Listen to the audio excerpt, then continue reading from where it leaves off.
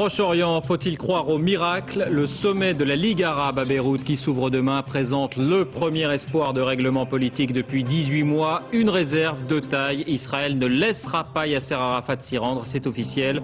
Nous serons en direct avec Beyrouth et Jérusalem.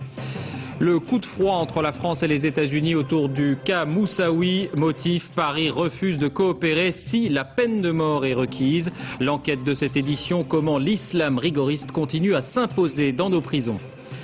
Quand l'Europe se prend en main, après des années d'hésitation, les 15 ont décidé de lancer le projet de navigation par satellite Galileo pour contrer le monopole américain.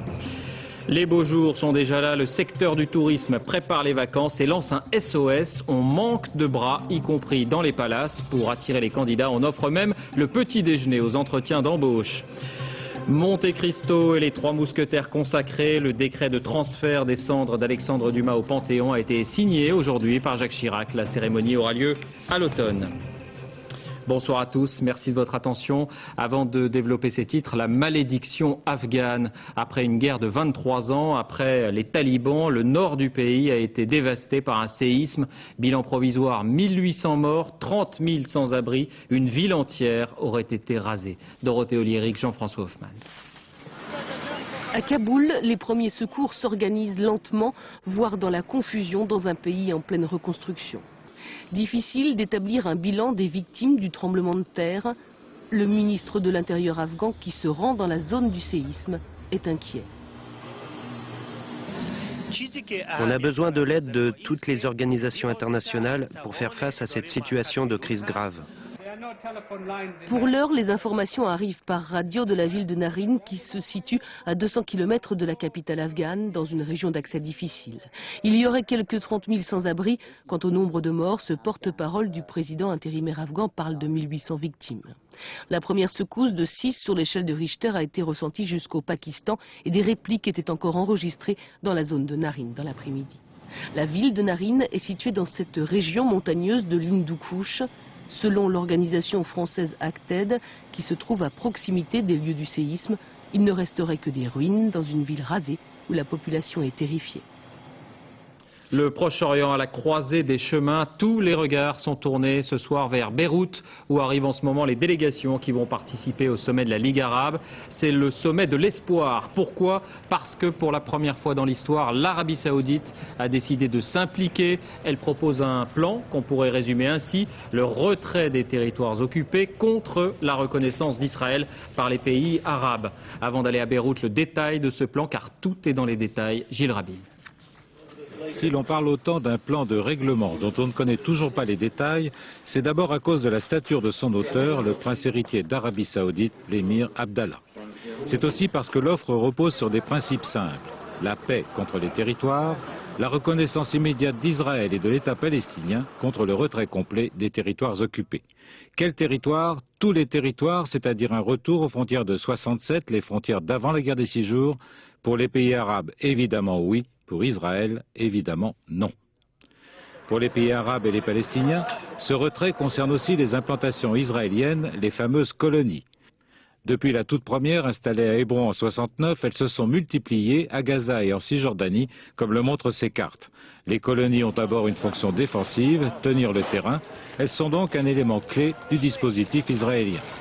Pour ce qu'on en connaît aujourd'hui, le plan saoudien ne dit rien sur le droit au retour des réfugiés palestiniens en exil depuis des décennies au Liban, en Jordanie, en Syrie ou ailleurs. Point clé sur lequel toutes les négociations ont buté et échoué jusqu'ici. Autre point clé sur lequel les deux camps refusent de négocier, Jérusalem. La proposition saoudienne est sans équivoque, elle demande un retour à la ligne verte, la ligne de partage de la ville sainte avant 67.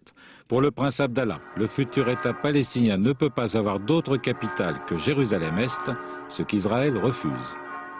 Alors avec nous Charles Anderlin à Jérusalem et d'abord Alain de Chalvron à Beyrouth. Alain, on attend beaucoup de ce sommet, mais les nouvelles sont moins bonnes depuis quelques heures. Le président égyptien Hosni Moubarak annonce ainsi qu'il ne viendra pas et on sait aussi que, sauf miracle, Yasser Arafat ne sera donc pas autorisé à se déplacer. Est-ce qu'on espère malgré tout que cette réunion va changer la donne ?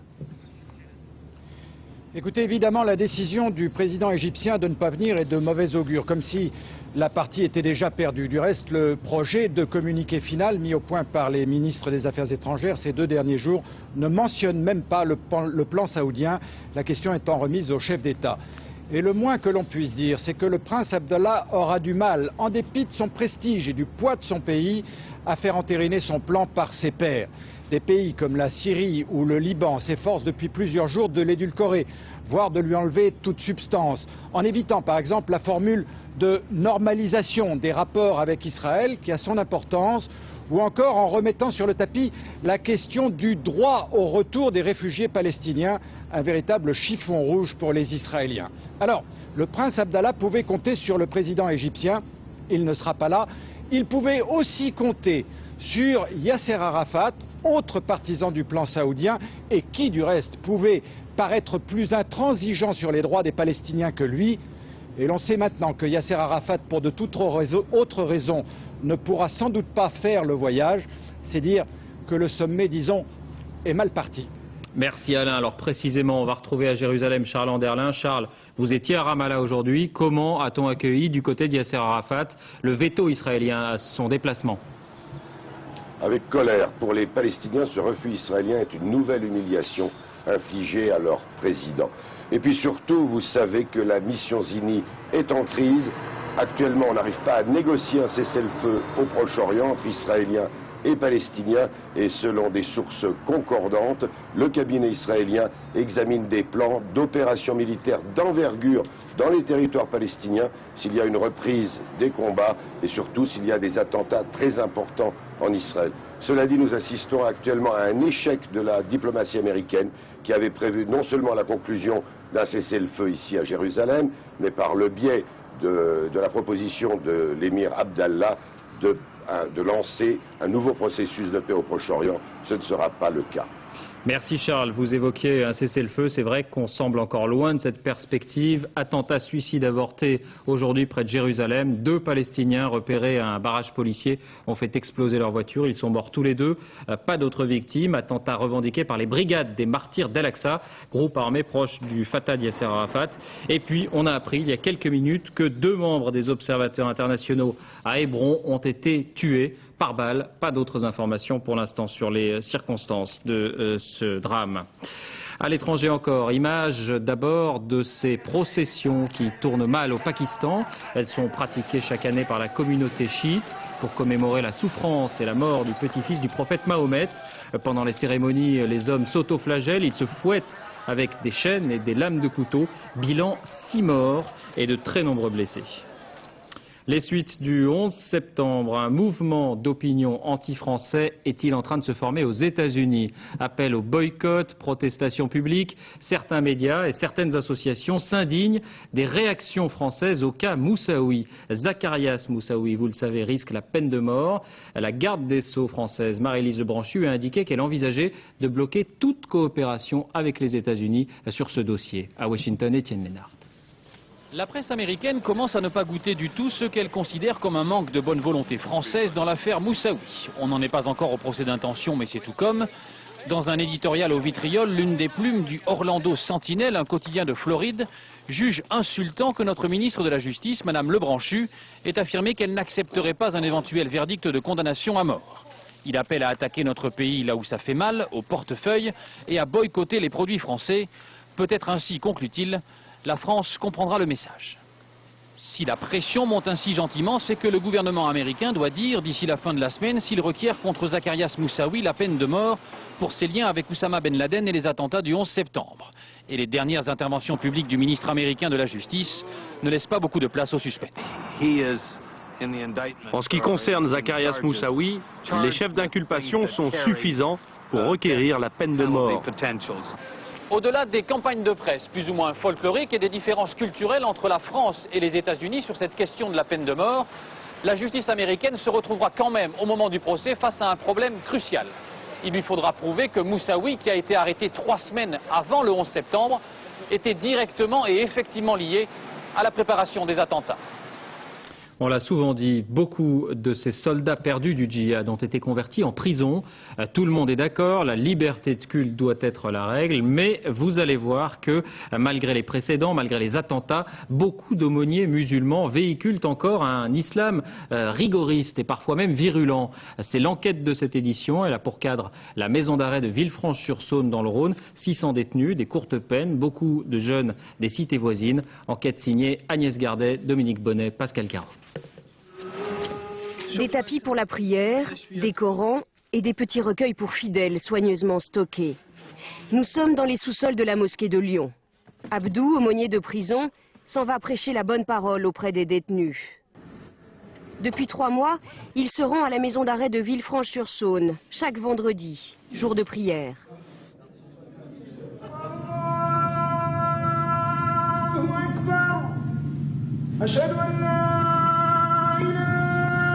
Lieu de culte, la salle de sport. Face à lui, attentifs, une cinquantaine de jeunes prisonniers. La plupart découvrent la pratique de l'islam.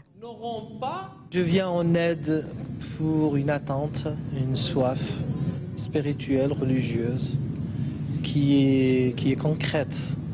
Avant son arrivée, les prêches sauvages s'improvisaient dans les cours de promenade. Des tracts à la gloire de Ben Laden circulaient dans les cellules. Pour rétablir l'ordre, l'administration pénitentiaire a fait appel à l'aumônier musulman. A priori pour tous, il prône un islam modéré, à un détail près, les livres qu'il distribue aux prisonniers. Des livres qui proviennent d'Arabie Saoudite. Leurs auteurs, des piliers du wahhabisme, un mouvement islamiste radical. Leur contenu, ni djihad, ni haine de l'Occident, mais certaines phrases qui font preuve d'une intolérance et qui inquiètent les spécialistes. Comme celle-ci par exemple. Quiconque bafoue les principes fondamentaux de l'islam est reconnu impie. Son massacre est licite. Ça m'effraie. Ça m'effraie et la personne responsable de leur distribution, quelle qu'elle soit, se rend complice du mal que le wahhabisme peut faire auprès de nos jeunes en France, incontestablement. Le responsable de la diffusion de ces livres, c'est le recteur de la mosquée de Lyon, dont dépend l'aumônier. Ce sont des livres qui apportent le béaba de l'islam. On ne leur dit pas allez tuer ou révoltez-vous contre vos geôliers. Ce n'est pas en maintenant cette suspicion que nous pourrions faire évoluer les choses. Pour l'administration pénitentiaire, la ligne de conduite est simple, pas d'ingérence dans la pratique des cultes. Elle ne peut pas exercer a priori une censure sur les ouvrages qu'apporte un aumônier ou sur le discours qu'il peut tenir à l'occasion d'une pratique cultuelle. La limite étant toujours, mais encore faut-il qu'elle soit démontrée objectivement, la sécurité intérieure des établissements pénitentiaires. Le problème, ce n'est pas la sécurité à l'intérieur, elle est assurée. Le problème est à l'extérieur, dans la propagation de ces idées, une fois que ces détenus, tout juste convertis, seront libérés. Le voile à l'école, fin de la grève des enseignants au lycée de Tremblay en France. La jeune fille exclue puis réintégrée n'a pas quitté son voile, mais selon l'académie, elle le porte désormais de façon moins ostentatoire, plus discrète. Reportage Florent Muller, Martin Kalili. C'est une question de signes, une affaire de mots. En 2 temps 3 mouvements, le voile devient bandeau et les jeunes élèves sont admises à retrouver les bancs du lycée.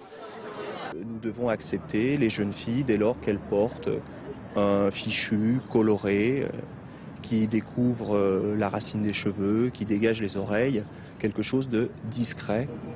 Tu dégages les oreilles, puis tu dégages la tête, c'est bon ? Voilà 2 ans que les foulards ont fait leur apparition au lycée Léonard de Vinci. Les jeunes filles qui le portent connaissent leurs droits sur le bout des doigts et se défendent d'être récupérées. On ne distribue pas de tracts, on ne fait pas de prosélytisme, on ne fait pas de propagande. Moi je vais vous dire, moi j'ai mis le voile et mes parents ne sont pas derrière moi. C'est-à-dire ils ne me soutiennent pas. Au contraire. Et c'est pas du tout ça, on n'a pas de mouvement derrière nous. Alors voilà, le matin quand j'arrive, je suis comme ça, quand je sors de chez moi. Et une fois que j'ai dépassé la porte du lycée, ça le fait automatiquement et puis je me retrouve comme ça. Voilà. Sachant qu'en cours j'enlève tout. On est habillés pareil, je suis désolée, j'ai un pantalon, elle a un pantalon, j'ai une veste, elle a une veste. Pour une partie des élèves, il s'agit pourtant d'une atteinte à la laïcité que les professeurs affirment vouloir défendre. C'est pas un combat, mais c'est tous les jours, si une petite guéguerre, les collègues doivent redemander aux élèves de respecter les règles de la laïcité, de ne pas faire de prosélytisme. Et donc on avait bien vu que c'était pas une infiltration, le mot me déplaît, mais les premières élèves étaient arrivées avec un petit fichu, puis le petit fichu avait baissé jusque sur les oreilles, puis le petit fichu s'était transformé en 2 fichus, en 3 voiles. À quelques semaines du bac, le compromis est le bienvenu, mais à l'avenir, les professeurs souhaitent une loi précise pour éviter tout conflit. Justice, une journée clé au procès de la tuerie de Montfort. 2 couples néerlandais tués il y a 3 ans. Fait rarissime dans une cour d'assises, un film vidéo réalisé juste après le massacre a été projeté aujourd'hui. Image insoutenable, l'accusé a détourné le regard avant de s'effondrer en pleurs. Compte rendu Dominique Verdaillan, Sylvain Dobat. Les yeux sont dans le vague, les visages expriment le choc ressenti. Durant plus d'1 heure, le public, les jurés ont visualisé sur grand écran le quadruple crime de Montfort. La mort en face, des photos, une vidéo tournée par les gendarmes. Les plans sont hésitants, mais ces images muettes témoignent de la violence des faits. Dans 4 pièces différentes gisent 4 cadavres, sur leur lit ou par terre, au milieu d'un épouvantable capharnaüm. Bouche bâillonnée, pieds et mains liés, gorge tranchée, les affaires personnelles gisent sur le sol, les sacs à main ont été fouillés. Le président de la cour d'assises abrège le visionnage. La vue est insoutenable, le silence dans la salle est oppressant. Ben Salah détourne son regard de l'écran et plonge son visage dans les mains. À partir du moment où on a sa sensibilité et des gens qui meurent dans ces conditions-là, on les imagine un peu et tout de suite on a un phénomène de recul, enfin il me semble. Une vidéo qui certes constitue une première judiciaire mais aucunement une preuve. Elle ne permet pas de reconstituer le scénario, de comprendre ce huis clos macabre. Il reste donc l'intime conviction des gendarmes, des enquêteurs à la barre. Tous les éléments à charge, disent-ils, convergent vers l'accusé. Un chiffre à propos de criminalité et de délinquance. Le nombre de personnes placées en détention provisoire a augmenté de façon spectaculaire depuis le 1er janvier, plus 9,45% en 2 mois. Explication, le raidissement supposé des magistrats après ce qu'on a appelé les bavures judiciaires, et notamment l'affaire Bonal. La délinquance toujours, elle est au cœur de la campagne électorale. C'était le thème du déplacement de Lionel Jospin aujourd'hui à Tours. Le Premier ministre s'en est pris au slogan, je cite, facile et réducteur de la droite. Il revendique une politique globale. Nous ne laisserons pas dire que nous avons manqué de volonté dans la lutte contre l'insécurité, a-t-il affirmé. On l'écoute. Sans tomber dans le simplisme, dans la démagogie, ou pire, dans l'exploitation politicienne, qu'ils sont malheureusement les réponses que certains apportent à ce problème, j'ai effectivement décidé de faire de la lutte contre l'insécurité une priorité de l'action publique pour les 5 ans qui viennent. C'est l'engagement que je prends devant vous à Tours, mais que je prends devant tous les Français, mais une priorité dans les actes et non pas dans les discours.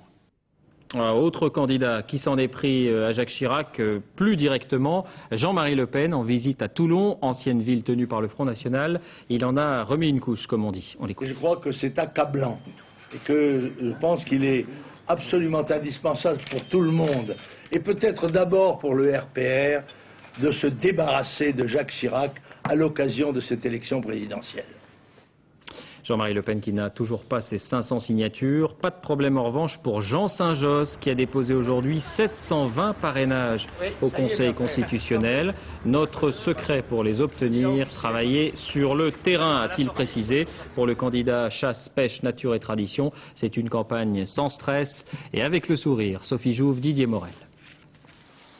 Lorsque le candidat des chasseurs et de la ruralité veut montrer que le TGV oublie les petites communes, il convoque quelques partisans et regarde passer les trains.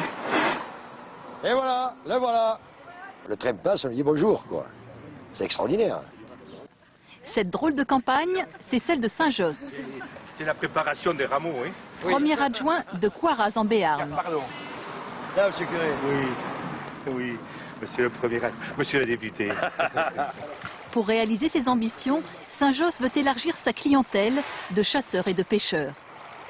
Comme personne n'est satisfait de gauche ni de droite, j'ai l'impression peut-être que Saint-Josse va hériter de pas mal de ces voilà, pourquoi pas. Le week-end, le candidat Saint-Josse arpente et marché avec madame. Son marché. C'est ce qui s'appelle une campagne de proximité.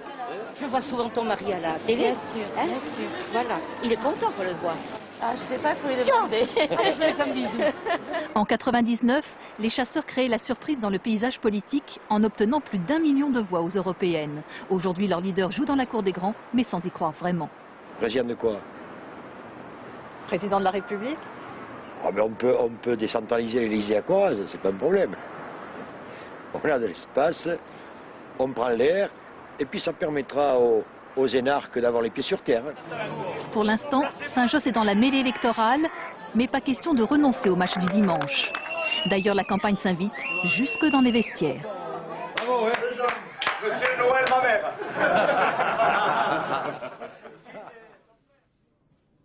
Comme chaque soir maintenant, la campagne telle que vous la vivez. Ce soir, la parole aux policiers, ceux du commissariat de Beauvais dans l'Oise, 6000 habitants. Carnet de campagne signé Yasmina Farber, Christian Gallet.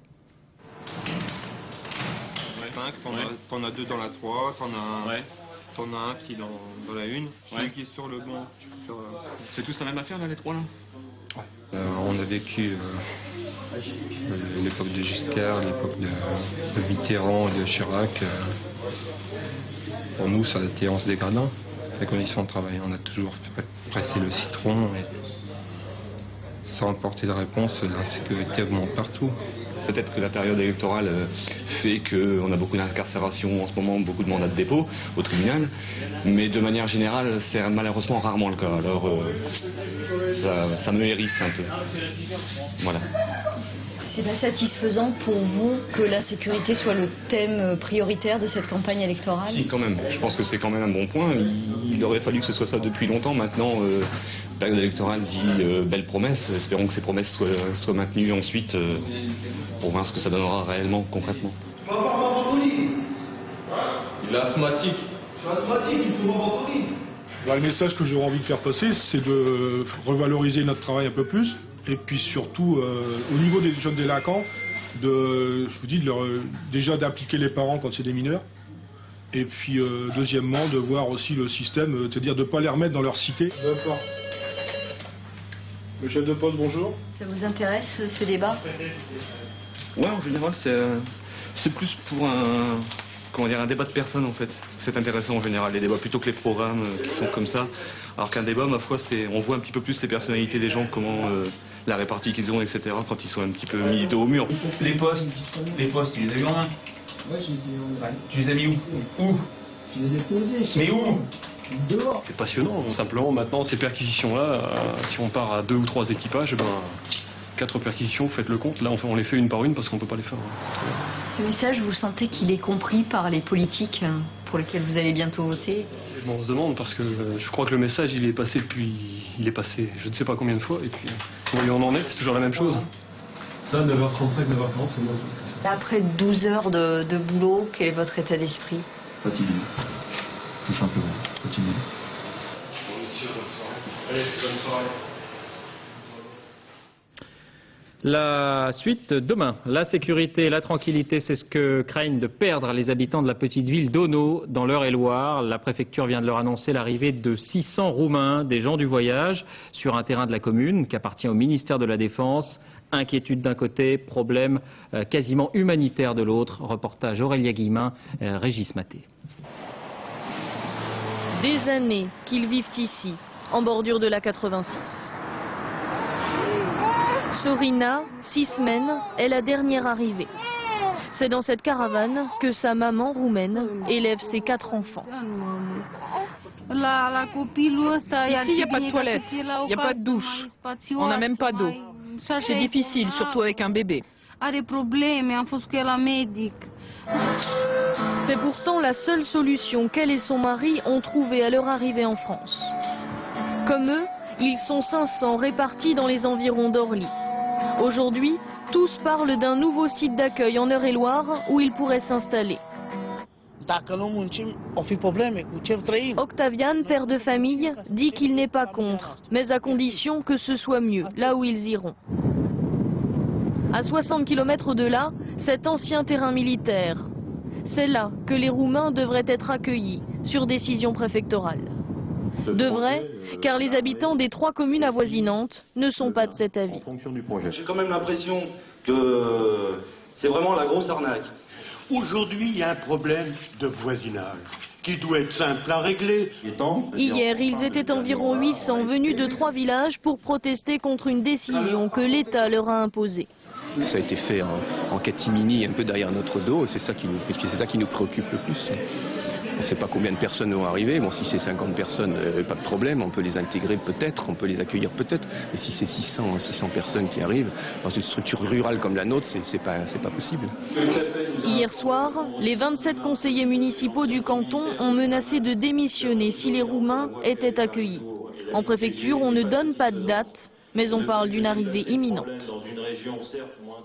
Un peu de hauteur maintenant. On reproche souvent à l'Europe son manque de volontarisme. Eh bien, les 15 ont pris une décision importante aujourd'hui, le lancement de Galileo, un système de navigation par satellite qui mettra fin au monopole américain du GPS. Initiative stratégique sur le plan militaire, mais avec de très nombreuses applications dans notre vie de tous les jours. Explication Vincent Fourcade, Jean-François Renaud. Bonjour et bonne route. Avec le développement de la navigation par satellite, certains objets font maintenant figure d'antiquité. À 400 mètres, vous allez tourner à droite. Il suffit d'entrer une adresse dans cet ordinateur pour que l'itinéraire vous soit donné en temps réel et de vive voix. Tout est indiqué, à droite, à gauche, et on arrive direct sans s'inquiéter de l'adresse. Défense, transport ou même loisirs, le GPS est aujourd'hui un élément indispensable à des secteurs entiers de la société. Utilisé mondialement, le GPS n'en reste pas moins la totale propriété des États-Unis qui à tout moment peuvent donc décider de ne plus partager leur technique. On est dépendant, on est effectivement dépendant. Si le gouvernement américain décide de brouiller le signal ou de le couper dans une région du globe, il peut le faire. Ce sera la différence avec Galileo où l'Europe aura son autonomie, sa souveraineté. Et les États-Unis voient d'ailleurs d'un mauvais œil l'arrivée dans l'espace d'une trentaine de satellites concurrents. Car Galileo devrait offrir à qui le souhaite une information plus fiable que les signaux GPS volontairement dégradés par les militaires américains. Dès 2008, les premiers satellites seront opérationnels, coût du programme plus de 3 milliards d'euros, l'équivalent de 150 km d'autoroute. L'équivalent aussi de 23 milliards de francs, ce sont quelques 140 000 emplois qualifiés qui pourraient être créés. L'Europe toujours avec un bras de fer à Bruxelles entre la France et l'Italie à propos de l'ouverture du tunnel du Mont-Blanc au poids lourd. Jean-Claude Guesso, ministre des Transports, s'est une nouvelle fois heurté à son homologue italien. Je refuse de céder à la pression, dit-il. La France temporise donc en invoquant des problèmes de sécurité. On sait surtout que les habitants de la vallée de Chamonix sont farouchement opposés à une reprise du trafic poids lourd. À propos de circulation, le cavalier seul des habitants de Guerville dans les Yvelines. Le maire, soutenu par une partie de ses administrés, a décidé de porter la limitation de vitesse de 50 à 70 km/h sur un tronçon de route départementale. Il explique que rouler lentement provoquerait finalement davantage d'accidents. Anne Guéry, Guillaume Fautra. Au pays de Guerville, il y a belle lurette qu'on ne craint plus, la maréchaussée. C'est que le Guervillois est entré en résistance il y a de ça 40 ans déjà. Là-haut, sur la route qui mène au village, les panneaux existent depuis les années 60. Vitesse limitée à 50 km/h, tout le monde le sait, mais voilà, tout le monde s'en moque. Ouais. De toute façon, personne n'y roule à 50 à l'heure. Ils descendent comme des sauvages. 50, qui roule à 50 sur une départementale comme ça, vous l'avez déjà prise la route? On appelle ça la politique du fait accompli. Les chauffards ont eu raison du gendarme et de monsieur le maire. Fini donc le 50 km/h, la municipalité autorise désormais le 70 km/h sur la route du village. À Guerville, il y a les pour et les contre, et il y a ceux qui ne se font pas de bile. Ah, il m'a cassé le poing. Dans tout, il y a toujours des pour et des contre. Jamais vous le ferez l'unanimité, ce n'est pas possible. C'est le nouveau conseil qui fait ça. Bon, ceux qui ont voté contre le conseil, ils sont contre. Ceux qui ont voté pour le conseil, ils sont pour. Je pense qu'en augmentant la vitesse, les gens vont penser qu'ils peuvent encore rouler plus vite qu'ils ne peuvent. Mais on a ramassé quelques blessés. Ah oui, bon, 3 morts, d'accord. Sans compter les autres accidents où il y avait des blessés. C'est une ligne droite, il y a un bois, on peut rouler à 80, 90. Sans danger? Sans danger. Oui. On va en causer comme ça, puis dans quelques temps on n'en causera plus, puis c'est tout.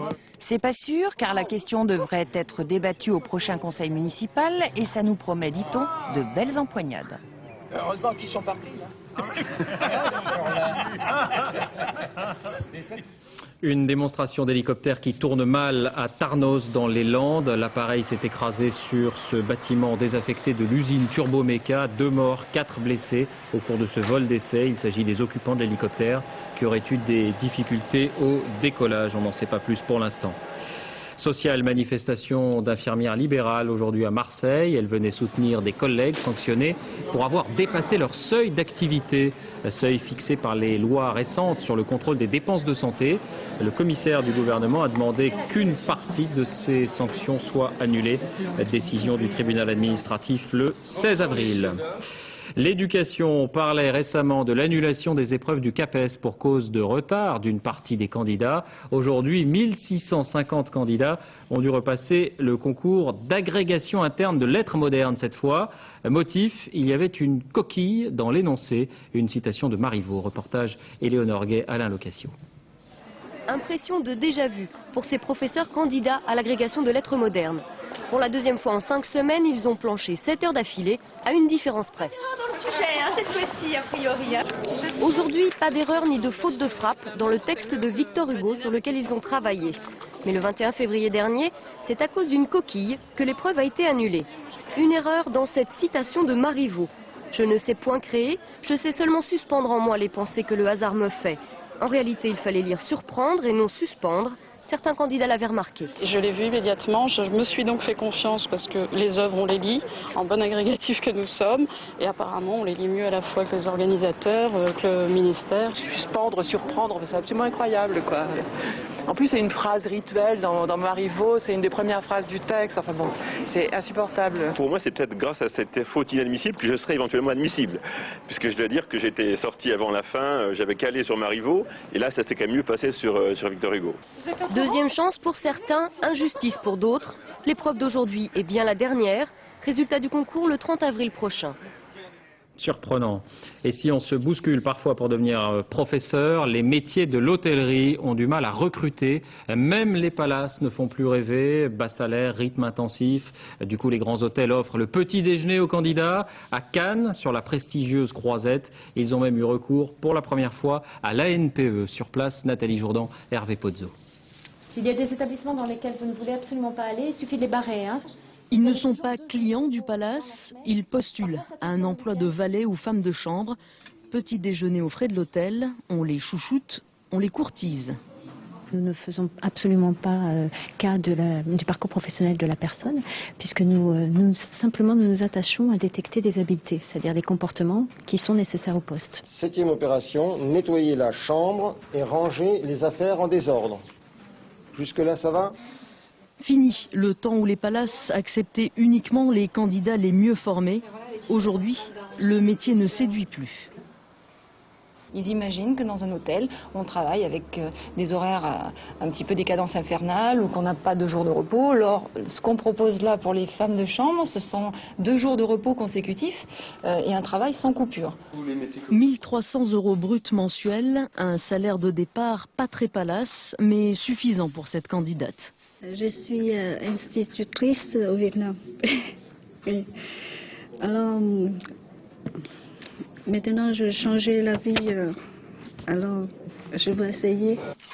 Si elle est retenue, Tran sera formée par l'hôtel rapidement, car la saison approche. La vie de palace, ce sera juste son métier. Une manifestation assez rare à Nancy, celle de 500 agents forestiers de l'ONF, des bûcherons notamment. Ils protestent contre la restructuration prévue par le nouveau contrat de plan et qui s'accompagnerait selon eux d'une réduction de 20% des effectifs sur le terrain. À propos de forêt et de nature, ce programme pour sauver la seule espèce de tortue sauvage vivante en France. Elle est menacée par la prolifération des tortues captives venues notamment de Floride. Caroline Gauthier, Christophe Larocca. Alors ça c'est donc la tortue d'Hermann de notre pays. De couleur noire et orangée, 2 bandes noires sous la carapace, la tortue d'Hermann se fait de plus en plus rare. Le Var et la Corse sont les seuls départements à en accueillir encore quelques-unes. Depuis 15 ans, Bernard Deveau se consacre à cette espèce menacée et lance un nouveau programme de conservation. Sa priorité, l'information du public. La tortue, ce petit animal qui a 230 millions d'années, il ne faut pas se tromper, ça n'est pas fait pour les jardins, c'est pas un hamster, c'est pas un animal domestique. On ne relâche ici que la tortue d'Hermann, mais ça nous permet d'en remettre plusieurs centaines chaque année, donc d'espérer sauver l'espèce comme ça. 10 ans pour repeupler les massifs du Var, cela passe par un élevage mais aussi par des soins apportés aux animaux blessés. Elle a été rapportée par des particuliers et ils l'ont trouvée avec cette plaie dans la carapace. Donc elle est totalement fracturée, vous voyez ici, et il manque un morceau. À l'aide de résine semblable à celle utilisée pour les coques de bateaux, les carapaces de tortues se réparent. Après quelques semaines de convalescence et de cicatrisation, ces animaux sauvages retrouveront leur liberté. Pour survivre, ensuite, il leur faudra échapper aux incendies, aux débroussailleuses et aux autoroutes. Un sacré défi. La dernière messe du curé de Chambon-Feugerolles dans la Loire. À 56 ans, il a été relevé de son ministère pour avoir rompu son vœu de célibat. Il avait délibérément choisi de vivre son amour au grand jour depuis 1 an. Virginie Fichet, Jean-Claude Martin. La paroisse du père Jean-François Vernet depuis 11 ans, c'était ce quartier en banlieue de Saint-Étienne. Ici, pas de monsieur le curé, juste Jean-François, un ami que l'on soutient dans l'épreuve. Je trouve ça tout à fait ridicule. Moi, je trouve que le curé doit le droit de se marier comme tout le monde. Qu'est-ce que tu veux? Comme je dis, tu es un être humain, tu n'es pas en bois. Durant 20 ans, il a pourtant respecté son vœu de célibat, devenu au fil des années une charge trop lourde. Que quelqu'un qui accepte de se séparer de toute une partie de lui-même, d'être amputé d'une partie de lui-même importante, je pense que beaucoup comme moi, trouvent une compensation ailleurs. Moi, la compensation que j'avais trouvée, c'est une sorte d'activisme, une sorte de toute-puissance dans le dépannage des autres. Hein. J'étais assez généreux. Il y a aussi pas mal d'alcool qui est entré en jeu. Ça a été bien pendant un temps, moi je ne refuse pas, mais je pense que il y avait une partie de mensonge là-dedans. Le discours n'est jamais vindicatif, l'ancien prêtre prêche le libre choix et le changement simplement. Certaines questions, dont le célibat des prêtres, restent tabous, restent non sujets à dialogue, non sujets à négociation, comme dans un truc figé, quoi. Ça ressemble pas à la vie, quoi. Ça ressemble pas à une famille dont les enfants n'ont pas le droit de parler, c'est pas une famille, Mis à l'écart de sa famille, Jean-François Vernet garde intacte en revanche sa foi en Dieu, qui le pousse encore à chercher une reconversion comme travailleur social. C'est le 12e cas depuis 3 ans sur, rappelons-le, un peu moins de 20 000 prêtres. Les mystères du ciel toujours, mais avec la possibilité pour tout un chacun d'en voir un peu plus. Une comète a été découverte le 1er février dernier par 2 amateurs. Elle est visible avec de simples jumelles dans l'hémisphère nord. Mode d'emploi Agnès Monteux, Grégory Vasseur. D'habitude, ils étudient le soleil, mais exceptionnellement, ces lycéens ont attendu la nuit. T'arrives à voir la queue là ou pas? Ouais, on la voit. Elle est pas très grosse, mais on la voit. Tous ont bien repéré sa longue chevelure. Une espèce de longue traînée lumineuse. Voilà ce qu'ils observent, la comète Ike-Yazang. Une boule de glace, de gaz et de roches qui fond en approchant du soleil et laisse une traînée de plusieurs millions de kilomètres. Elle est née à 10 000 milliards de kilomètres de nous, dans une ceinture de roches aux confins de notre système solaire. Quand on s'approche trop près d'un autre système solaire, certains morceaux se détachent et viennent frôler la Terre à 70 millions de kilomètres. Elle serait passée il y a déjà 341 ans et sa visite nous est relatée en fait dans les chroniques qui ont été écrites par Sir Edmund Halley. Et puis il y a des comètes qui ont des périodes qui sont beaucoup plus longues, parfois qui peuvent aller jusqu'à plusieurs milliers d'années, voire dizaines de milliers d'années. Donc c'est assez imprévisible. La comète n'est visible que dans l'hémisphère nord. De jour en jour, elle monte vers l'est. Encore un mois de spectacle exceptionnel, sans avoir besoin d'instruments sophistiqués, elle sera parfois même visible à l'œil nu. Image aussi du 3e vaisseau spatial lancé par les Chinois. Vaisseau inhabité, mais cette fois Shenzhou 3, c'est son nom, serait techniquement adapté pour recevoir des astronautes. Des tests seront effectués à bord. Alexandre Dumas, place des grands hommes. Les cendres de l'écrivain vont être transférées au Panthéon. Le président Jacques Chirac a signé aujourd'hui le décret de la panthéonisation, transfert prévu le 3 octobre. Daniel Wolfrom, Abdel Mostefa. Aux grands hommes, la patrie reconnaissante. Sur le fronton du Panthéon, la devise concerne 72 citoyens. Le dernier en date, André Malraux, c'était en 1996. Son corps était transféré ici sur décision présidentielle. Car c'est bien une affaire d'État dont il s'agit. Un geste hautement politique, à l'image du monument lui-même, fruit des aléas politiques de l'histoire. À l'origine, une église, Louis XV, un soufflot qui met 100 ans pour le construire. La constituante, la Révolution, décide, à la romaine, d'y faire un panthéon des grands hommes. Mais alors, la provocation, c'est d'y mettre Voltaire, vous comprenez? Parce que Voltaire dans une église, c'est tout de même un peu fort. Il y a un va-et-vient politique à l'intérieur du Panthéon. Le Panthéon lui-même redevient une église. Et il faudra attendre 1885 et le grandiose transfert de la dépouille de Victor Hugo pour voir le Panthéon consacré enfin en un temple laïque. On y célèbre le culte des héros de la République, Zola, puis Jaurès, puis plus proche de nous. Entre ici, Jean Moulin, avec ton terrible cortège. Écoute, aujourd'hui, La scène est filmée comme une liturgie. Ce qui fut pour nous le chant du malheur. François Mitterrand lui aussi choisit le Panthéon le lendemain de son élection en 1981, autre cérémonial. Depuis, Jean Monnet, Marie et Pierre Curie, l'abbé Grégoire sont entrés ici. On attend Alexandre Dumas. Le Panthéon, à l'image du pendule de Foucault qui l'abrite, semble vivre un mouvement perpétuel. Sport, football, le pire n'est peut-être pas sûr finalement pour Robert Pires qui assistait hier soir à Clairefontaine à l'entraînement de l'équipe de France. Le médecin des Bleus estime qu'il a finalement 10% de chance d'être rétabli à temps pour la Coupe du Monde après sa blessure au genou. Fin de cette édition, à suivre la météo, Nathalie Riouet. Beau mais froid, je parle du ciel bien entendu.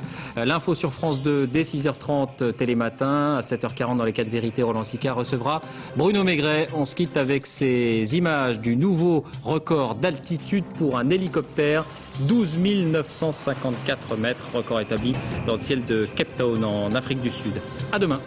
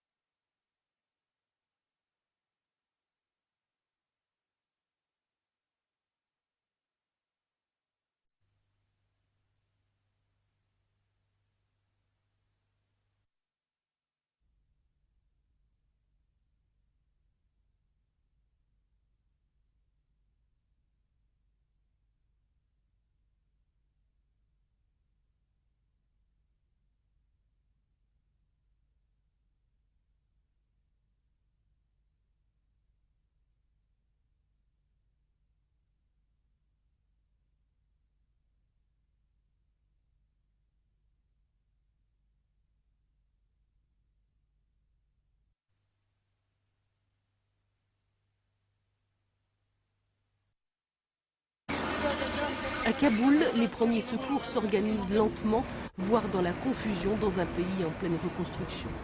Difficile d'établir un bilan des victimes du tremblement de terre. Le ministre de l'Intérieur afghan qui se rend dans la zone du séisme est inquiet.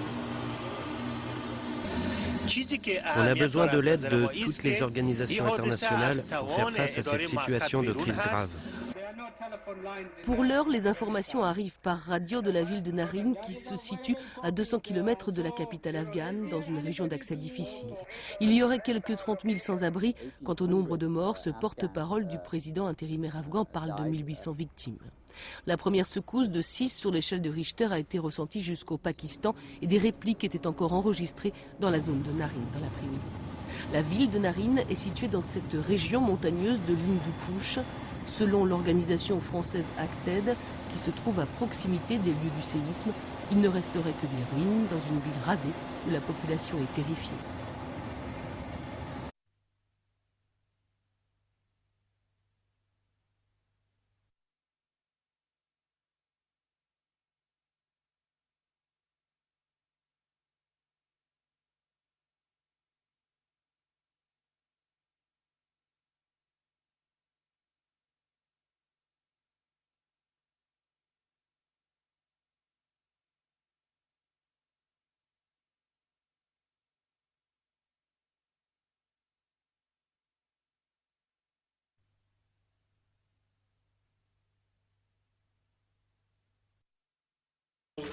Si l'on parle autant d'un plan de règlement dont on ne connaît toujours pas les détails, c'est d'abord à cause de la stature de son auteur, le prince héritier d'Arabie Saoudite, l'émir Abdallah. C'est aussi parce que l'offre repose sur des principes simples: la paix entre les territoires, la reconnaissance immédiate d'Israël et de l'État palestinien contre le retrait complet des territoires occupés. Quels territoires? Tous les territoires, c'est-à-dire un retour aux frontières de 67, les frontières d'avant la guerre des 6 jours. Pour les pays arabes, évidemment oui. Pour Israël, évidemment non. Pour les pays arabes et les Palestiniens, ce retrait concerne aussi les implantations israéliennes, les fameuses colonies. Depuis la toute première, installée à Hébron en 69, elles se sont multipliées à Gaza et en Cisjordanie, comme le montrent ces cartes. Les colonies ont d'abord une fonction défensive, tenir le terrain. Elles sont donc un élément clé du dispositif israélien. Pour ce qu'on connaît aujourd'hui, le plan saoudien ne dit rien sur le droit au retour des réfugiés palestiniens en exil depuis des décennies au Liban, en Jordanie, en Syrie ou ailleurs. Point clé sur lequel toutes les négociations ont buté et échoué jusqu'ici. Autre point clé sur lequel les deux camps refusent de négocier, Jérusalem. La proposition saoudienne est sans équivoque, elle demande un retour à la ligne verte, la ligne de partage de la ville sainte avant 67. Pour le prince Abdallah, le futur État palestinien ne peut pas avoir d'autre capitale que Jérusalem-Est, ce qu'Israël refuse.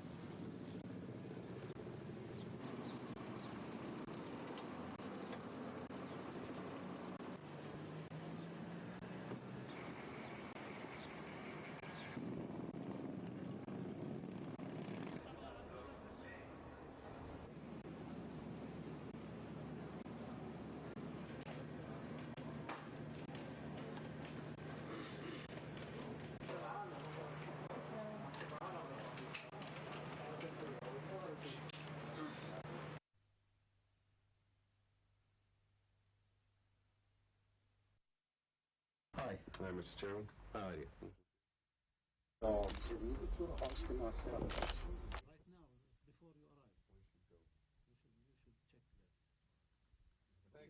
Observers, okay, why not to send this observer?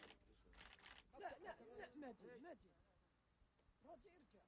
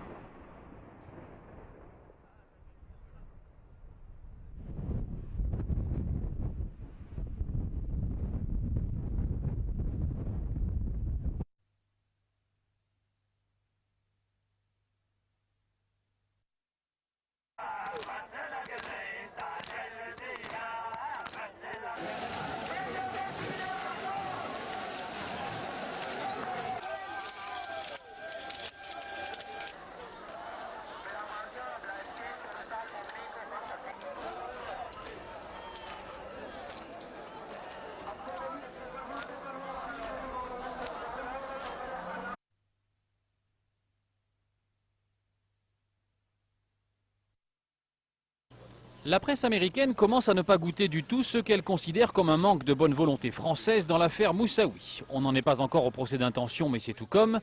Dans un éditorial au vitriol, l'une des plumes du Orlando Sentinel, un quotidien de Floride, juge insultant que notre ministre de la Justice, Mme Lebranchu, ait affirmé qu'elle n'accepterait pas un éventuel verdict de condamnation à mort. Il appelle à attaquer notre pays là où ça fait mal, au portefeuille, et à boycotter les produits français. Peut-être ainsi, conclut-il, la France comprendra le message. Si la pression monte ainsi gentiment, c'est que le gouvernement américain doit dire d'ici la fin de la semaine s'il requiert contre Zacarias Moussaoui la peine de mort pour ses liens avec Oussama Ben Laden et les attentats du 11 septembre. Et les dernières interventions publiques du ministre américain de la Justice ne laissent pas beaucoup de place au suspense. En ce qui concerne Zacarias Moussaoui, charged with things that carry penalty potentials. Au-delà des campagnes de presse plus ou moins folkloriques et des différences culturelles entre la France et les États-Unis sur cette question de la peine de mort, la justice américaine se retrouvera quand même au moment du procès face à un problème crucial. Il lui faudra prouver que Moussaoui, qui a été arrêté 3 semaines avant le 11 septembre, était directement et effectivement lié à la préparation des attentats.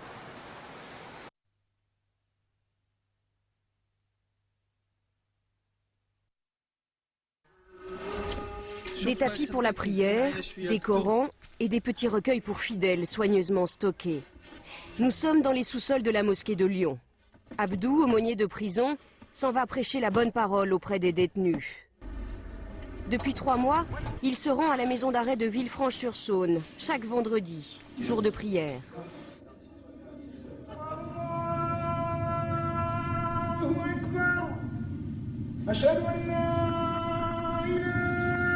Lieu de culte, la salle de sport. Face à lui, attentifs, une cinquantaine de jeunes prisonniers.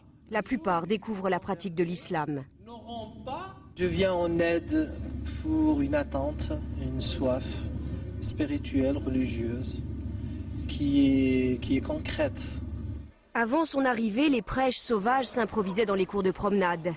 Des tracts à la gloire de Ben Laden circulaient dans les cellules. Pour rétablir l'ordre, l'administration pénitentiaire a fait appel à l'aumônier musulman. A priori pour tous, il prône un islam modéré, à un détail près, les livres qu'il distribue aux prisonniers.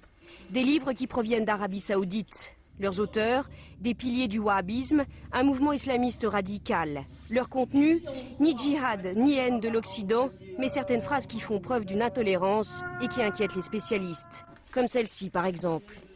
Quiconque bafoue les principes fondamentaux de l'islam est reconnu impie. Son massacre est licite. Ça m'effraie. Ça m'effraie et la personne responsable de leur distribution, quelle qu'elle soit, se rend complice du mal que le wahhabisme peut faire auprès de nos jeunes en France, incontestablement. Le responsable de la diffusion de ces livres, c'est le recteur de la mosquée de Lyon, dont dépend l'aumônier. Ce sont des livres qui apportent le béaba de l'islam. On ne leur dit pas allez tuer ou révoltez-vous contre vos geôliers. Ce n'est pas en maintenant cette suspicion que nous pourrions faire évoluer les choses.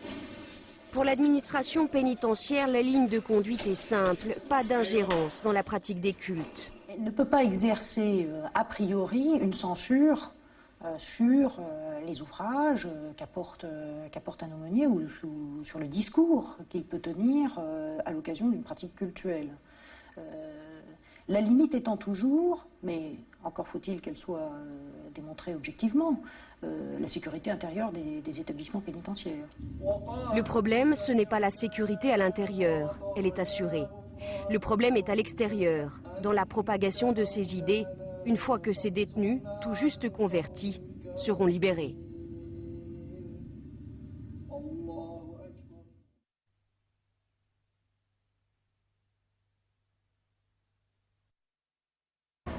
C'est une question de signes, une affaire de mots. En 2 temps 3 mouvements, le voile devient bandeau et les jeunes élèves sont admises à retrouver les bancs du lycée. Nous devons accepter les jeunes filles dès lors qu'elles portent un fichu coloré qui découvre la racine des cheveux, qui dégage les oreilles, quelque chose de discret. Je dégage les oreilles, puis je dégage la tête. C'est bon ? Voilà 2 ans que les foulards ont fait leur apparition au lycée Léonard de Vinci. Les jeunes filles qui le portent connaissent leurs droits sur le bout des doigts et se défendent d'être récupérées. On ne distribue pas de tracts, on ne fait pas de prosélytisme, on ne fait pas de propagande. Moi je vais vous dire, moi j'ai mis le voile et mes parents ne sont pas derrière moi. C'est-à-dire ils ne me soutiennent pas. Au contraire. C'est pas du tout ça, on n'a pas de mouvement derrière nous. Alors voilà, le matin quand j'arrive, je suis comme ça, quand je sors de chez moi. Et une fois que j'ai dépassé la porte du lycée, ça le fait automatiquement et puis je me retrouve comme ça. Voilà. Sachant qu'en cours, j'enlève tout. On est habillés pareil, je suis désolée, j'ai un pantalon, elle a un pantalon, j'ai une veste, elle a une veste. Pour une partie des élèves, il s'agit pourtant d'une atteinte à la laïcité que les professeurs affirment vouloir défendre. C'est pas un combat, mais c'est tous les jours, si une petite guéguerre, les collègues doivent redemander aux élèves de respecter les règles de la laïcité, de ne pas faire de prosélytisme.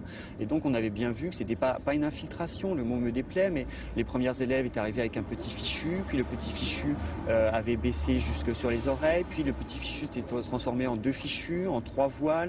À quelques semaines du bac, le compromis est le bienvenu, mais à l'avenir, les professeurs souhaitent une loi précise pour éviter tout conflit.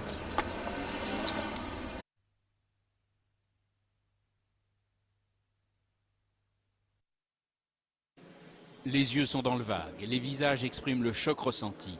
Durant plus d'1 heure, le public, les jurés ont visualisé sur grand écran le quadruple crime de Montfort. La mort en face, des photos, une vidéo tournée par les gendarmes. Les plans sont hésitants, mais ces images muettes témoignent de la violence des faits. Dans 4 pièces différentes gisent 4 cadavres, sur leur lit ou par terre, au milieu d'un épouvantable capharnaüm. Bouche bâillonnée, pieds et mains liés, gorge tranchée. Les affaires personnelles gisent sur le sol, les sacs à main ont été fouillés. Le président de la cour d'assises abrège le visionnage. La vue est insoutenable, le silence dans la salle est oppressant. Ben Salah détourne son regard de l'écran et plonge son visage dans les mains. À partir du moment où on a sa sensibilité, et des gens qui meurent dans ces conditions-là, on les imagine un peu et tout de suite on a un phénomène de recul, enfin il me semble. Une vidéo qui certes constitue une première judiciaire mais aucunement une preuve. Elle ne permet pas de reconstituer le scénario, de comprendre ce huis clos macabre. Il reste donc l'intime conviction des gendarmes, des enquêteurs, à la barre. Tous les éléments à charge, disent-ils, convergent vers l'accusé.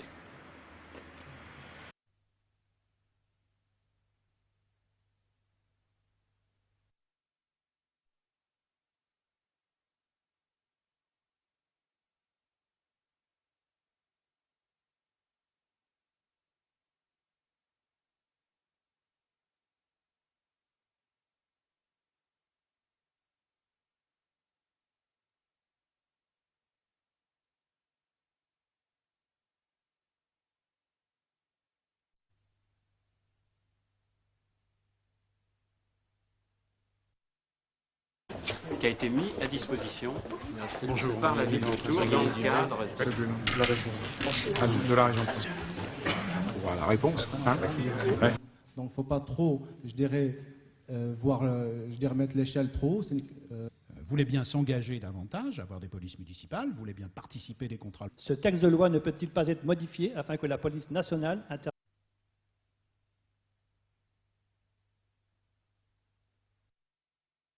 sans tomber dans le simplisme, dans la démagogie, ou pire, dans l'exploitation politicienne qu'ils sont malheureusement les réponses que certains apportent à ce problème, j'ai effectivement décidé de faire de la lutte contre l'insécurité une priorité de l'action publique pour les 5 ans qui viennent.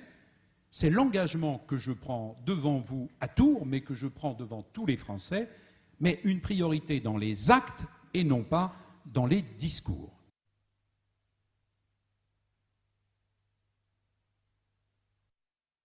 Je crois que c'est accablant et que je pense qu'il est absolument indispensable pour tout le monde, et peut-être d'abord pour le RPR, de se débarrasser de Jacques Chirac à l'occasion de cette élection présidentielle.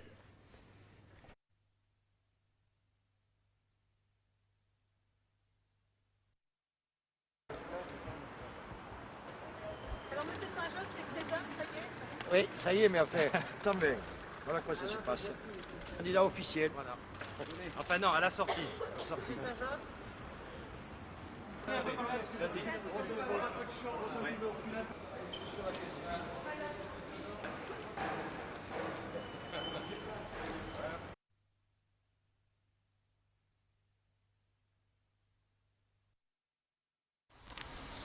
Lorsque le candidat des chasseurs et de la ruralité veut montrer que le TGV oublie les petites communes, il convoque quelques partisans et regarde passer les trains. Et voilà, le voilà. Le train passe, on lui dit bonjour, quoi. C'est extraordinaire. Cette drôle de campagne, c'est celle de Saint-Josse. C'est la préparation des rameaux, hein. Premier adjoint de Coiraz en Béarn. Pardon. Là, monsieur Curé. Oui, monsieur le député. Pour réaliser ses ambitions, Saint-Josse veut élargir sa clientèle de chasseurs et de pêcheurs. Comme personne n'est satisfait de gauche ni de droite, j'ai l'impression peut-être que Saint-Josse va hériter de pas mal de ces voilà, pourquoi pas. Le week-end, le candidat Saint-Josse arpente les marchés avec madame. Oui, je sors là. C'est ce qui s'appelle une campagne de proximité. Je vois souvent ton mari à la télé. Bien sûr, hein? Bien sûr. Voilà, il est content qu'on le voit. Ah, je sais pas, il faut lui demander. Allez, je vais faire un bisou. En 99, les chasseurs créaient la surprise dans le paysage politique en obtenant plus d'1 million de voix aux européennes. Aujourd'hui, leur leader joue dans la cour des grands, mais sans y croire vraiment. Président de quoi? Président de la République? Oh, mais on peut décentraliser l'Élysée à Coiraz, c'est pas un problème.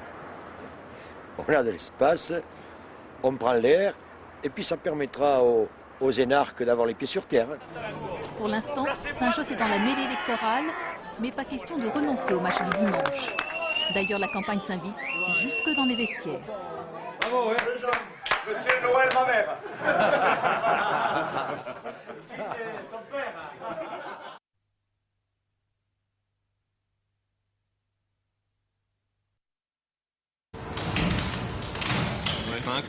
T'en as 2 dans la 3, t'en as un qui est dans la 1, celui qui est sur le banc. C'est tous la même affaire là, les 3 là? On a vécu l'époque de Giscard, l'époque de Mitterrand et de Chirac. Pour nous, ça a été en se dégradant, les conditions de travail. On a toujours pressé le citron et sans apporter de réponse, l'insécurité augmente partout. Peut-être que la période électorale fait qu'on a beaucoup d'incarcération en ce moment, beaucoup de mandats de dépôt au tribunal, mais de manière générale, c'est malheureusement rarement le cas. Alors ça me hérisse un peu. Voilà. C'est pas satisfaisant pour vous que l'insécurité soit le thème prioritaire de cette campagne électorale? Si, quand même. Je pense que c'est quand même un bon point. Il aurait fallu que ce soit ça depuis longtemps. Maintenant, période électorale dit belle promesse. Espérons que ces promesses soient maintenues ensuite pour voir ce que ça donnera réellement, concrètement. Tu vas voir Bartoli. Il est asthmatique. C'est asthmatique, il faut voir Bartoli. Le message que j'aurais envie de faire passer, c'est de revaloriser notre travail un peu plus. Et puis surtout, au niveau des jeunes délinquants, je vous dis, déjà d'impliquer les parents quand c'est des mineurs. Et puis, deuxièmement, de voir aussi le système, c'est-à-dire de ne pas les remettre dans leur cité. D'accord. Le chef de poste, bonjour. Ça vous intéresse, ces débats? Ouais, en général, c'est plus pour comment dire, un débat de personnes en fait. C'est intéressant en général, les débats plutôt que les programmes qui sont comme ça. Alors qu'un débat, ma foi, on voit un petit peu plus les personnalités des gens, comment la répartie qu'ils ont, etc. quand ils sont un petit peu mis dos au mur. Les postes, tu les as eu en main? Ouais, je les ai en main. Tu les as mis où? Où? Je les ai posés. Mais où? Dehors. C'est passionnant. Simplement, maintenant, ces perquisitions-là, si on part à 2 ou 3 équipages, 4 perquisitions, vous faites le compte. Là, on les fait une par une parce qu'on ne peut pas les faire. Ce message, vous sentez qu'il est compris par les politiques pour lesquels vous allez bientôt voter? Bon, on se demande parce que je crois que le message, il est passé je ne sais pas combien de fois. Et puis, où on en est, c'est toujours la même chose. Ça, 9h35, 9h40, c'est bon. Après 12 heures de boulot, quel est votre état d'esprit? Fatigué. Tout simplement. Fatigué. Allez, bonne soirée.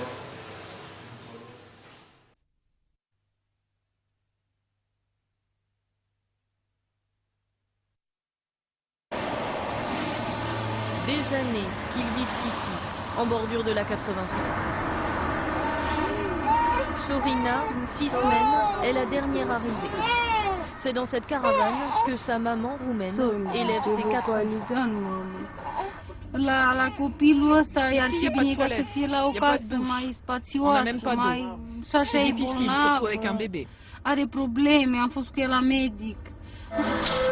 C'est pourtant la seule solution qu'elle et son mari ont trouvée à leur arrivée en France. Comme eux, ils sont 500 répartis dans les environs d'Orly. Aujourd'hui, tous parlent d'un nouveau site d'accueil en Eure-et-Loire où ils pourraient s'installer. Octavian, père de famille, dit qu'il n'est pas contre, mais à condition que ce soit mieux, là où ils iront. À 60 km de là, cet ancien terrain militaire. C'est là que les Roumains devraient être accueillis, sur décision préfectorale. Car les habitants des 3 communes avoisinantes ne sont pas de cet avis. En fonction du projet. J'ai quand même l'impression que c'est vraiment la grosse arnaque. Aujourd'hui, il y a un problème de voisinage qui doit être simple à régler. Hier, ils étaient environ 800 venus de 3 villages pour protester contre une décision que l'État leur a imposée. Ça a été fait en catimini, un peu derrière notre dos, et c'est ça qui nous préoccupe le plus.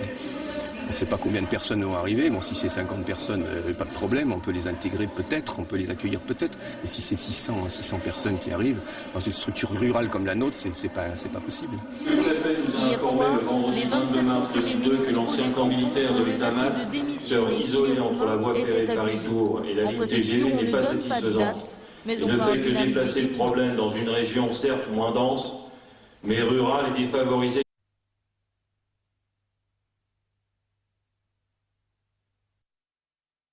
Bonjour et bonne route. Avec le développement de la navigation par satellite, certains objets font maintenant figure d'antiquité. À 400 mètres, vous allez tourner à droite. Il suffit d'entrer une adresse dans cet ordinateur pour que l'itinéraire vous soit donné en temps réel et de vive voix. Tourner à droite. Tout est indiqué à droite, à gauche, et on arrive direct sans s'inquiéter de l'adresse. Défense, transport ou même loisirs, le GPS est aujourd'hui un élément indispensable à des secteurs entiers de la société. Utilisé mondialement, le GPS n'en reste pas moins la totale propriété des États-Unis qui à tout moment peuvent donc décider de ne plus partager leurs techniques. On est dépendant, on est effectivement dépendant. Si le gouvernement américain décide de brouiller le signal ou de le couper dans une région du globe, il peut le faire. Ce sera la différence avec Galileo où l'Europe aura son autonomie, sa souveraineté. Et les États-Unis voient d'ailleurs d'un mauvais œil l'arrivée dans l'espace d'une trentaine de satellites concurrents. Car Galileo devrait offrir à qui le souhaite une information plus fiable que les signaux GPS volontairement dégradés par les militaires américains.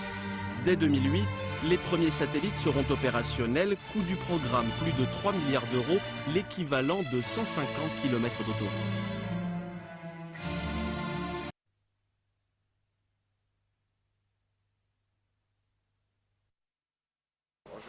Bonjour.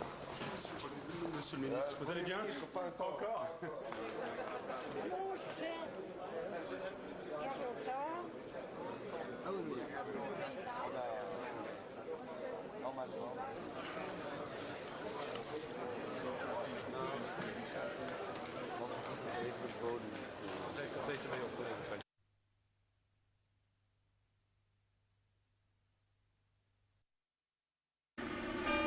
Au pays de Guerville, il y a belle lurette qu'on ne craint plus la maréchaussée. C'est que le Guervillois est entré en résistance il y a de ça 40 ans déjà. Là-haut, sur la route qui mène au village, les panneaux existent depuis les années 60. Vitesse limitée à 50 km/h, tout le monde le sait, mais voilà, tout le monde s'en moque. Ouais, de toute façon, personne n'y roule à 50 à l'heure. Ils descendent comme des sauvages. 50, qui roule à 50 sur une départementale comme ça, vous l'avez déjà prise la route? On appelle ça la politique du fait accompli. Les chauffards ont eu raison du gendarme et de monsieur le maire. Fini donc le 50 km/h, la municipalité autorise désormais le 70 km/h sur la route du village. À Guerville, il y a les pour et les contre, et il y a ceux qui ne se font pas de dire. Ah, il m'a cassé le poing. Dans tout, il y a toujours des pour plus des contre. Parce que vous le ferez l'unanimité, c'est possible. C'est le nouveau conseil qui fait ça. Bon, ceux qui ont voté contre le conseil, ils sont contre. Ceux qui ont voté pour le conseil, ils sont pour.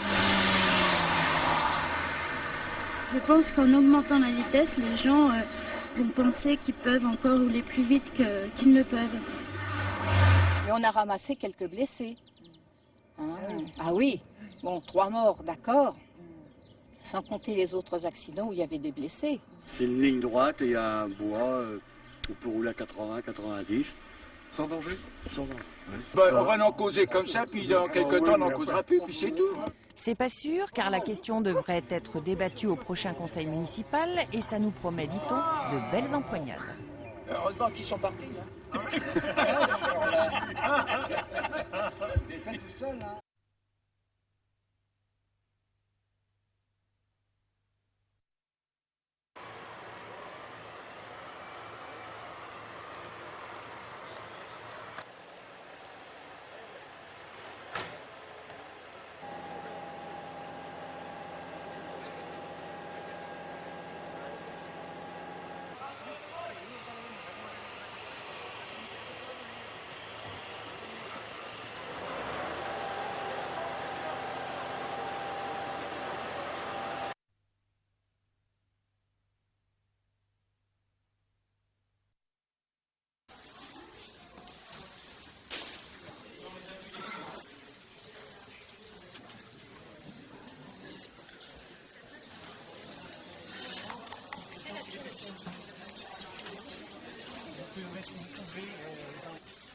Bonjour messieurs, dames.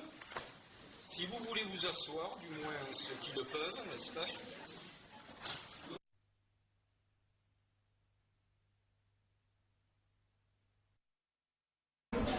Impression de déjà-vu pour des professeurs candidats à l'agrégation de l'air colonel. Pour la deuxième fois en 5 semaines, ils ont planché 7 heures d'affilée à une différence. Pas d'erreur dans le sujet, hein, cette fois-ci, a priori. Aujourd'hui, pas d'erreur. Ceux qui ont badine avec la montre, c'est mieux que badiner avec les concours, hein, quand même. Le 21 février dernier, c'est à cause d'une copie qui n'a pas été annulée.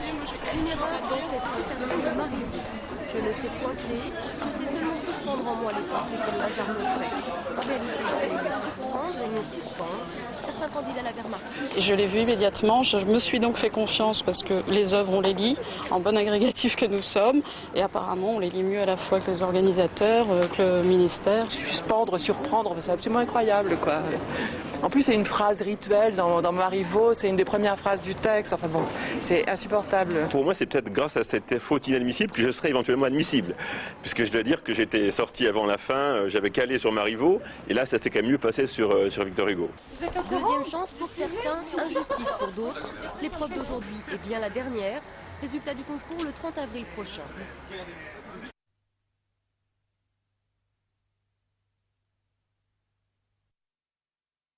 S'il y a des établissements dans lesquels vous ne voulez absolument pas aller, il suffit de les barrer, hein.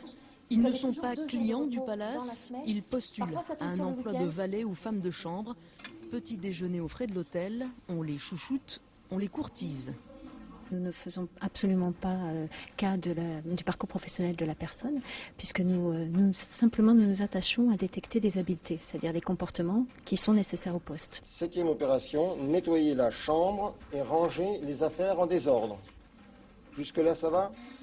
Fini le temps où les palaces acceptaient uniquement les candidats les mieux formés. Aujourd'hui, le métier ne séduit plus. Ils imaginent que dans un hôtel, on travaille avec des horaires un petit peu des cadences infernales ou qu'on n'a pas de jours de repos. Alors, ce qu'on propose là pour les femmes de chambre, ce sont 2 jours de repos consécutifs et un travail sans coupure. 1 300 € bruts mensuels, un salaire de départ pas très palace, mais suffisant pour cette candidate. Je suis institutrice au Vietnam. Alors, maintenant, je vais changer la vie, alors je vais essayer. Si elle est retenue, Tran sera formée par l'hôtel rapidement, car la saison approche. La vie de palace, ce sera juste son métier.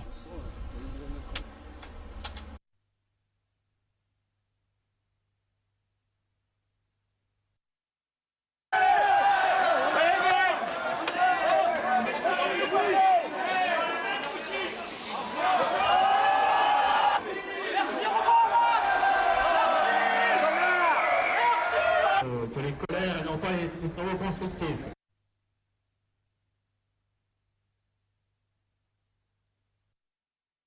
Ça, c'est donc la tortue d'Hermann de notre pays. De couleur noire et orangée, 2 bandes noires sous la carapace, la tortue d'Hermann se fait de plus en plus rare. Le Var et la Corse sont les seuls départements à en accueillir encore quelques-unes. Depuis 15 ans, Bernard Deveau se consacre à cette espèce menacée et lance un nouveau programme de conservation. Sa priorité, l'information du public. La tortue, ce petit animal qui a 230 millions d'années, il ne faut pas se tromper, ça n'est pas fait pour les jardins, c'est pas un hamster, c'est pas un animal domestique. On ne relâche ici que la tortue d'Hermann, mais ça nous permet d'en remettre plusieurs centaines chaque année, donc d'espérer sauver l'espèce comme ça. 10 ans pour repeupler les massifs du Var, cela passe par un élevage mais aussi par des soins apportés aux animaux blessés. Elle a été rapportée par des particuliers et ils l'ont trouvée avec cette plaie dans la carapace. Donc elle est totalement fracturée, vous voyez ici, et il manque un morceau. À l'aide de résine semblable à celle utilisée pour les coques de bateaux, les carapaces de tortues se réparent. Après quelques semaines de convalescence et de cicatrisation, ces animaux sauvages retrouveront leur liberté. Pour survivre, ensuite, il leur faudra échapper aux incendies, aux débroussailleuses et aux autoroutes. Un sacré défi.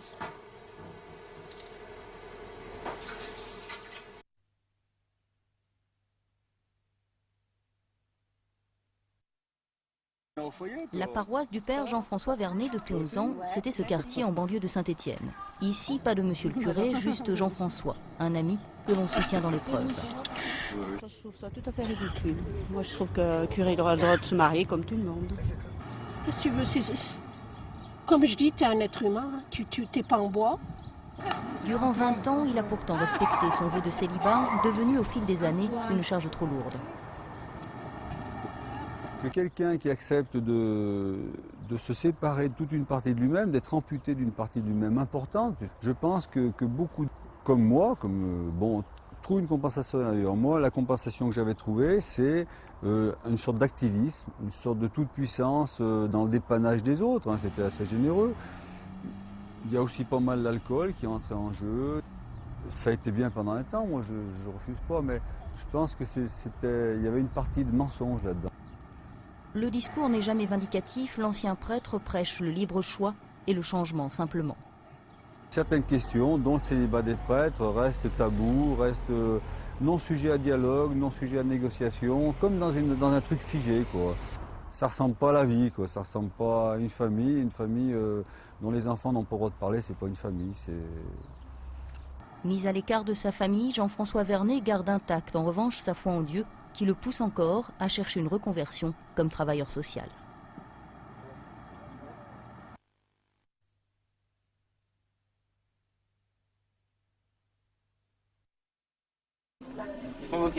D'habitude, ils étudient le soleil, mais exceptionnellement, ces lycéens ont attendu la nuit.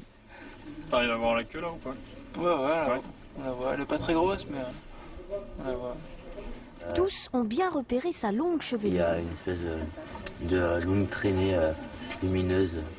Voilà ce qu'ils observent, la comète Ike-Yazang, une boule de glace, de gaz et de roches qui fond en approchant du Soleil et laisse une traînée de plusieurs millions de kilomètres. Elle est née à 10 000 milliards de kilomètres de nous, dans une ceinture de roches aux confins de notre système solaire. Quand on s'approche trop près d'un autre système solaire, certains morceaux se détachent et viennent frôler la Terre à 70 millions de kilomètres. Elle serait passée il y a déjà 341 ans et sa visite nous est relatée en fait dans les chroniques qui ont été écrites par Sir Edmund Halley. Et puis il y a des comètes qui ont des périodes qui sont beaucoup plus longues, parfois qui peuvent aller jusqu'à plusieurs milliers d'années, voire dizaines de milliers d'années. Donc c'est assez imprévisible. La comète n'est visible que dans l'hémisphère nord. De jour en jour, elle monte vers l'est. Encore un mois de spectacle exceptionnel, sans avoir besoin d'instruments sophistiqués, elle sera parfois même visible à l'œil nu.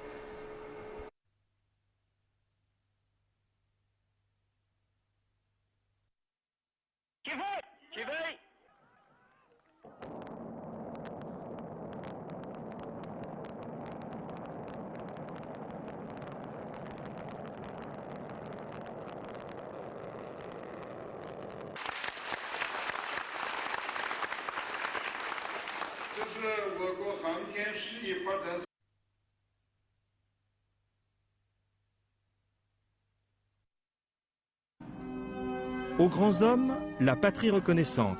Sur le fronton du Panthéon, la devise concerne 72 citoyens. Le dernier en date, André Malraux, c'était en 1996. Son corps était transféré ici sur décision présidentielle. Car c'est bien une affaire d'État dont il s'agit. Un geste hautement politique, à l'image du monument lui-même, fruit des aléas politiques de l'histoire. À l'origine, une église, Louis XV, Soufflot qui met 100 ans pour le construire. La Constituante, la Révolution, décide, à la romaine, d'y faire un panthéon des grands hommes. Mais alors, la provocation, c'est d'y mettre Voltaire, vous comprenez? Parce que Voltaire dans une église, c'est tout de même un peu fort. Il y a un va-et-vient politique à l'intérieur du Panthéon. Le Panthéon lui-même redevient une église. Et il faudra attendre 1885 et le grandiose transfert de la dépouille de Victor Hugo pour voir le Panthéon consacré enfin en un temple laïque. On y célèbre le culte des héros de la République, Zola, puis Jaurès, puis plus proche de nous. Entre ici, Jean Moulin, avec ton terrible cortège. Écoute aujourd'hui, la scène est filmée comme une liturgie. Ce qui fut pour nous le chant du malheur. François Mitterrand lui aussi choisit le Panthéon le lendemain de son élection en 1981, autre cérémonial. Depuis, Jean Monnet, Marie et Pierre Curie, l'abbé Grégoire sont entrés ici. On attend Alexandre Dumas. Le Panthéon, à l'image du pendule de Foucault qui l'abrite, semble vivre un mouvement perpétuel.